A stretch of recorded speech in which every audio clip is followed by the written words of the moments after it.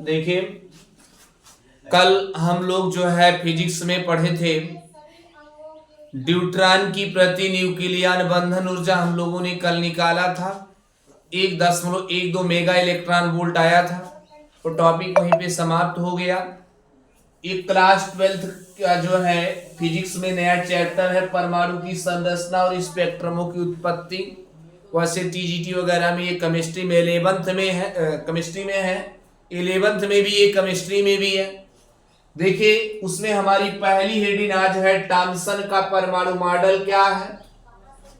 देखिए, इस मॉडल के अनुसार पहली बात बताएंगे हम लोग, पहली बात यही बताएंगे कि परमाणु एक धनावेशित ऐसे गोला होता है।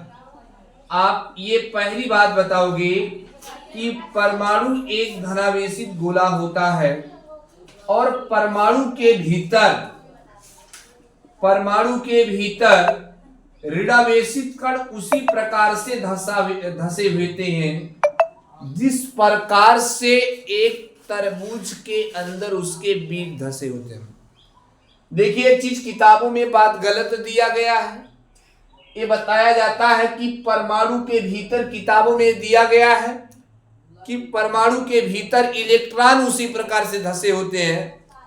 भाई सीधी सी बात है कि जिस समय टॉमसन का परमाणु मॉडल बनाया था, जिस समय टॉमसन ने अपना परमाणु मॉडल दिया था, उस समय इलेक्ट्रॉन की खोजी नहीं हुई थी। और इलेक्ट्रॉन की खोजी नहीं हुई थी, आप पहले ही बता रहे हो कि उस प्रकार से उसके अंदर जो है इलेक्ट्रॉन धसे होते हैं। ये बात आपका गलत है, आप ऐसी बात नहीं बताएंगे। सबसे पहले बताएंगे कि परमाणु एक धनावेशित गोला होता है। परमाणु एक धनावेशित गोला होता, पहली बात इसमें आप बताएंगे। और दूसरी बात आप बताएंगे कि परमाणु के भीतर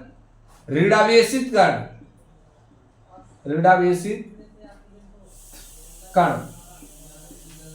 परमाणु के भीतर ऋणावेशित कण उसी प्रकार से धसे होते हैं जिस प्रकार से एक तरबूज होता है और उस तरबूज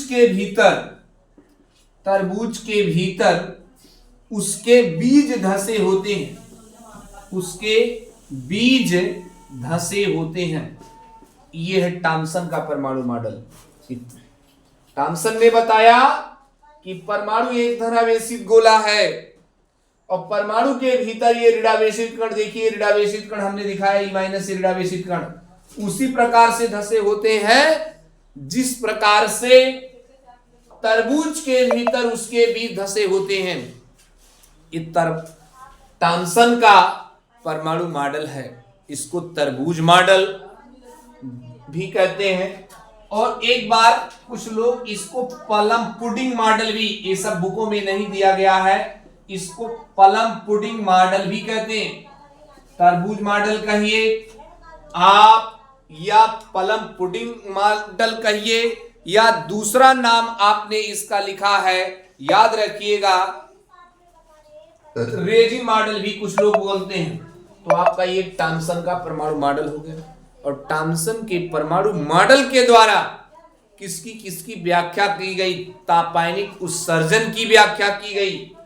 जो टॉमसन का परमाणु मॉडल है, इसके द्वारा भैया तापायनिक उत्सर्जन, प्रकाश वैद्युत उत्सर्जन, तापायनिक उत्सर्जन, प्रकाश वैद्युत उत्सर्जन और विद्युत चुंबकीय तरंगों के उत्सर्जन की व्याख्या की गई। इन सब की व्याख्या करने में टॉमसन का परमाणु मॉडल जो है सफल रहा। ये बात ध्यान दीजिएगा, टॉमसन का परमाणु मॉडल क्या क्या व्याख्या करने में सफल रहा? तो आप बताएंगे तापायनिक उत्सर्जन की व्याख्या करने में, प्रकाश वैद्युत की उत्सर्जन की व्याख्या करने में, इन सब की व्याख्या करने में सफल रहा। और वैद्युत चुंबकीय तरंगों के उत्सर्जन की व्याख्या करने में सफल रहा। लेकिन टॉमसन का परमाणु मॉडल परमाणु के स्पेक्ट्रम की व्याख्या, जो परमाणु का स्पेक्ट्रम है, परमाणु का स्पेक्ट्रम, परमाणु के स्पेक्ट्रम की व्याख्या। और याद रखिएगा अल्फा प्रकीर्णन प्रयोग की व्याख्या, अल्फा प्रकीर्णन प्रयोग की व्याख्या। इन सब की व्याख्या करने में थॉम्सन का परमाणु मॉडल असफल रहा और इसीलिए थॉम्सन का परमाणु मॉडल मान्य नहीं हो सका। थॉम्सन का परमाणु मॉडल क्यों नहीं मान्य हुआ? यही कारण है क्योंकि थॉम्सन का परमाणु मॉडल परमाणु की स्पेक्ट्रम की व्याख्या करने में, अल्फा प्रकीर्णन प्रयोग की व्याख्या करने में असफल रहा, इसीलिए थॉम्सन का परमाणु मॉडल मान्य नहीं हुआ। इसके बाद आपका अगला टॉपिक हम लोग पढ़ेंगे रदरफोर्ड का अल्फा प्रकीर्णन प्रयोग।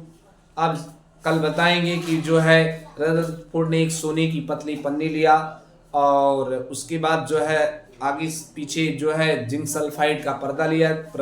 सोने की पतली पन्नी क्यों लिया गया भी जानते ही होंगे, क्योंकि सोने की पतली पन्नी की आघात वर्धनीयता सबसे ज्यादा होती है, अर्थात मतलब उसको बहुत पतला किया जा सकता है। कल ये हम लोग पढ़ेंगे।